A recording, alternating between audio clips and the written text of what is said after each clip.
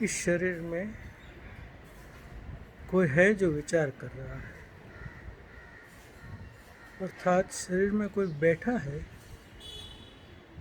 जो विचार कर रहा है। इसका अर्थ ये हुआ कोई विचारवान भी तत्व है। ये शरीर तो विचार कर नहीं सकता, तो जो विचारवान तत्व है वो आत्म तत्व है,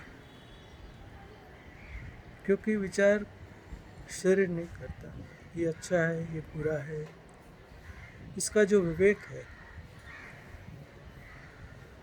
वो सब करने वाला कोई विचार भीतर में है, वो आत्म तत्व है। लेकिन वास्तव में वो भी आत्म तत्व नहीं है। ये जो विचार चल रहा है, जो विकल्प चल रहा है, उसको जो जान रहा है, ये जानने वाला जो है, जिसकी सत्ता में ये विचार जानने में आ रहा है, वो आत्मा है। क्योंकि विचार को तो जानता नहीं है, विचार को कोई जानने वाला है। जिसकी सत्ता में ये विचार जानने में आ रहा है, वो आत्मा है। लेकिन वास्तव में वो भी आत्मा नहीं है, क्योंकि जो जान रहा है, जो जानने जा रहा है, वो तो आत्मा हो नहीं सकता। और जो जान रहा है, जिसकी सत्ता में विचार जानने में आ रहा है, वो जो ज्ञान है, वो वितराग स्वरूप जो ज्ञान है, वो आत्मा है, जो सहज रूप से विचारों को भी जान रहा है, लेकिन विचारों को जानने नहीं जाता, सहज रूप से जान रहा है। जिसके स्वच्छत्व में, जिसके सच दर्पण ज्ञान की पर्याय के सच दर्पण में जो विचार झलक रहा है, जो विकल्प झलक रहा है, वो सचत्व जो है वो आत्मा है। लेकिन वास्तव में वो भी आत्मा नहीं है। ये जो आत्मा है, वो सचत्व जो पर्याय है, उस सचत्व पर्याय में जो भीतर में एक स्थिर तत्व है, जो ध्रुव तत्व है, वो आत्मा है। तो ये ज्ञान की सचत्व दशा में ये ध्रुव भी तो झलक रहा है, ये स्थिर तत्व भी तो झलक रहा है, लेकिन ये झलकन है, वो आत्मा नहीं है। आत्मा तो स्थिर तत्व जो है वो है। जब स्थिर तत्व मुख्य हो जाता है, जो विचल तत्व मुख्य हो जाता है, जो ध्रुव तत्व मुख्य हो जाता है, और सब कुछ गौण हो जाता है, सब कुछ गौण हो जाता है, तो वो आत्मा है। अब वो आत्मा जो है वो स्थिर है, ध्रुव है, अविचल है, त्रिकाल निरावरण है, एक रूप है, शुद्ध है, ज्ञान का पुंज है, अनादि अनंत है, नित्य उद्योत रूप है, नित्य प्रकाशमान है, स्पष्ट है, विशद है। ये जो भीतर में स्थिर तत्व है, वो ही वास्तव में आत्मा है। जो पर्याय का आत्मा है, वो आत्मा तो है, लेकिन परमार्थ से वो भी अनात्मा है। क्यों? उसमें बदलाव है। और उसके आश्रय से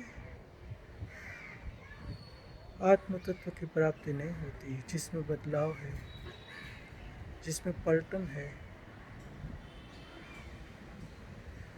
जो नाशवान है। इस सब नाशवान भावों से ये जो भगवान आत्मा है वो अलग है, सर्वथा अलग है। उनका स्वभाव वो नहीं है। इसलिए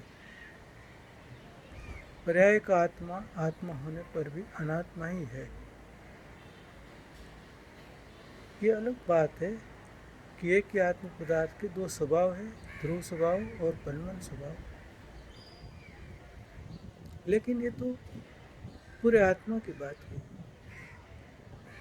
लेकिन इस प्रकार के पूरे आत्म तत्व सम्यक दर्शन का विषय नहीं है।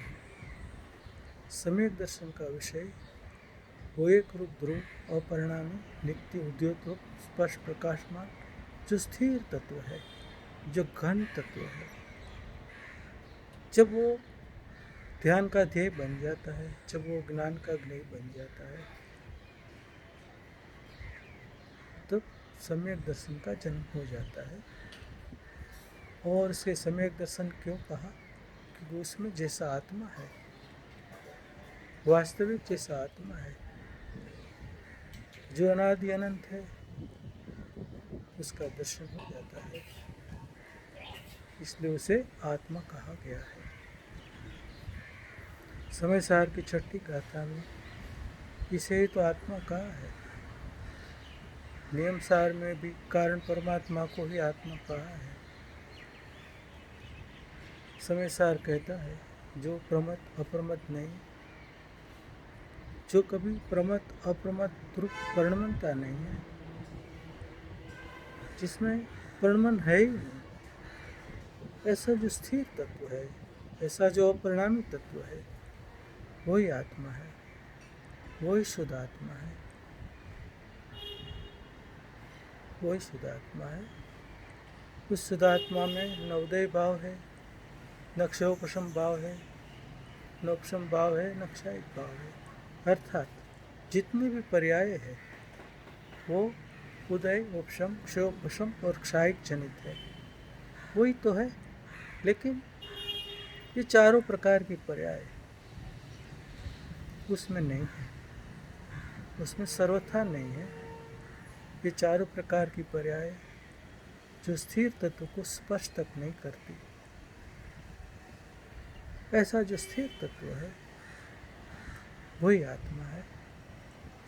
और स्थिर तत्व स्वयं में इतना स्थिर है कि जिसमें कोई उत्पाद व्यय की कोई लहर नहीं है, जिसमें किसी भी प्रकार की हानि वृद्धि नहीं है, जिसमें किसी भी प्रकार का अविभाग प्रतिच्छेद नहीं है, जो पर्याय में है। पर्याय में तो अविभाग प्रतिच्छेद होते हैं, जिसकी हानि वृद्धि होती रहती है। इसलिए उत्पाद व्यय रूप से हमें ज्ञात भी होता रहता है। लेकिन ये जो ज्ञायक है उसमें किसी प्रकार का उत्पाद व्यय नहीं है, जो अविचल है, जो घन है, जो बिना लहर का है, जो बिना पर्याय का है, ऐसा जो स्थिर तत्व है। उस स्थिर तत्व में जब दृष्टि स्थापित हो जाती है, पूरा उपयोग उस स्थिर तत्व में स्थिर हो जाता है, तब जो शुद्ध आत्मा है, जो निरावरण परमात्मा है, जो सिद्धों का भी सिद्ध है, जो अनंत सिद्धों का भी सिद्ध है, ऐसा अनादि अनंत सिद्ध परमात्मा, अपरिणामी सिद्ध परमात्मा, कृत्य कृत्य सिद्ध परमात्मा, निरावरण परमात्मा, वो हमारे ज्ञान, हमारे दृष्टि में उतर जाता है। तब पर्याय संबंधी का सारा मोह मर जाता है। असल में मिथ्या तो क्या है? पर्याय में आत्मबुद्धि, पर्याय को आत्मा मानना, स्वयं को पर्याय रूप ही मानना, यही तो मोह है, यही तो मिथ्यात्व है। और ये मिथ्यात्व तभी टूटता है जब एक रूप ध्रुव नायक दृष्टि में आ जाता है, उसकी अनंत महिमा आ जाती है कि मैं यही हूँ, मैं यही हूँ, मैं यही हूँ। ऐसे जब भीतर में गीत शुरू हो जाते हैं, ऐसे गीत शुरू हो जाते हैं कि मैं यही हूँ, मैं यही हूँ, मैं यही हूँ। जब ये गीत परिपूर्ण रूप से अपना सब कुछ इस विनायक में लगा देता है, विनायक को समर्पित कर देता है, तब मिथ्यात्व का जो ग्रंथि है, मिथ्यात्व की जो गांठ है, वो गल जाती है, खुल जाती है और भगवान आत्मा का दर्शन हो जाता है। मुझे गुरुदेव श्री ने इसी के तो गीत गाए हैं कि मैं यही हूँ, मैं अपरिणामी हूँ, मैं ध्रुव हूँ, मैं निरावरण हूँ, मैं एक रूप हूँ, मेरे में कोई उत्पाद व्यय नहीं है, फिर भी मैं हूँ, यही मेरा अस्तित्व है। ये मेरा अस्तित्व क्यों है? क्योंकि वो अनादि अनंत है। यही वस्तु है, क्यों? क्योंकि हर समय है, उसमें बदलाव नहीं है। पर्याय में तो बदलाव है, दूसरे समय दूसरी पर्याय, तीसरे समय तीसरी पर्याय, चौथे समय चौथी पर्याय। ऐसे वो तो एक समय का आत्मा है, जबकि ये त्रिकाली आत्मा है जो हर समय जैसा का वैसा, जैसा है वैसा ही रहता है, उसमें कोई बदलाव नहीं है। ऐसा घन है, ऐसा ध्रुव पिंड है, मानो कोई बर्फ़ की पाट हो, इसमें कोई लहर नहीं, जो ठंडक का पिंड है। ऐसे ही अतीन्द्रिय आनंद, अतीन्द्रिय सुख, अतीन्द्रिय ज्ञान, ऐसे अतीन्द्रिय अनंत गुणों का ये घन पिंड है। ऐसा स्थिर तत्व, ऐसा ध्रुव नायक, ऐसा अपरिणामी नायक, यही मैं हूँ, यही मैं हूँ, यही मैं हूँ, यही मैं हूँ। बस यही भीतर में चलता रहे, यही मैं हूँ, यही मैं हूँ, यही मैं हूँ। जो भी विकल्प चले, विचार चले, उसकी गौणता बनी रहे, उसकी अत्यंत गौणता बनी रहे, उसके ऊपर कुछ भी वजन ना रहे, विकल्प में चलता रहे और भीतर में शुद्धात्मा के गीत ऐसे चले कि सारा झुकाव, सारी महिमा, विकलात्मक दशा में भी सारी महिमा इस एक रूप ध्रुव नायक की जब चरम सीमा पे चली जाती है, तब जाके सम्यक दर्शन का जन्म हो जाता है। यही प्राप्ति की विधि है। कुछ गुरुदेव श्री ने यही हमें सिखाया है, यही उपदेश दिया है और यही गीत गाए हैं। इसलिए यही एकमात्र स्वरूप प्राप्ति का उपाय है। इस उपाय को समझे और अपना कल्याण करें और सम्यक दर्शन को प्राप्त हो, ऐसी मंगल भावना के साथ मैं अपना वक्तव्य पूरा करता हूँ।